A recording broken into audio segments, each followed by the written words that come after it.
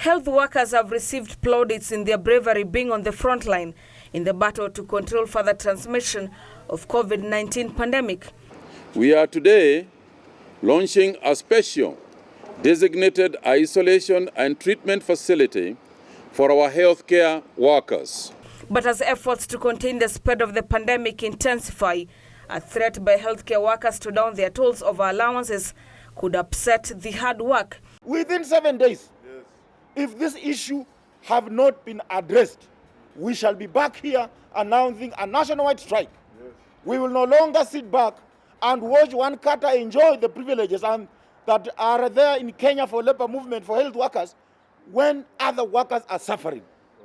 The only 17 katas are employed on dubious contracts. One kata is not employed on those dubious contracts. Why discrimination?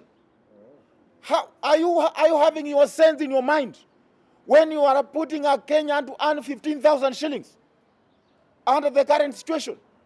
The irreducible minimum ni health risk allowance, lakini special allowance tunajua iko na lazima ije. Asante. Kenya Union of Nurses now giving 7 days notice, claiming they've been sidelined in the development of corona exposure risk allowance for medics. Now the president has said they do a package for frontline health workers. They want to sit somewhere in a boardroom and do it themselves. Tutawatoa huo kwa boardroom if 7 days we are not engaged. You will do that negotiation on the street. We want the health risk allowance for all the health workers to be flattened at least, or rather to be considered for those who have a higher risk than others, to at least be paid 30,000. In this employment, we are seeing it's skewed towards one cadre.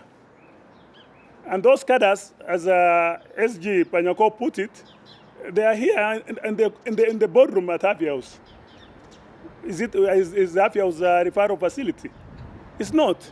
The healthcare providers also lamented lack of enough personal protective gears meant to safeguard those on the front line. We cannot, every time we are being appreciated by the word or lips, just talking. Oh, we appreciate you, first line, oh, clinical officer, oh, nurses, oh, doctor, oh, laboratory people, we appreciate you. How do you appreciate us?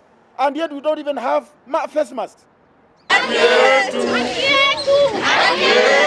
The threat coming as operations at Garissa Referral Hospital were paralyzed after healthcare workers downed their toll over delayed March salaries, among other demands such as stagnations in promotion.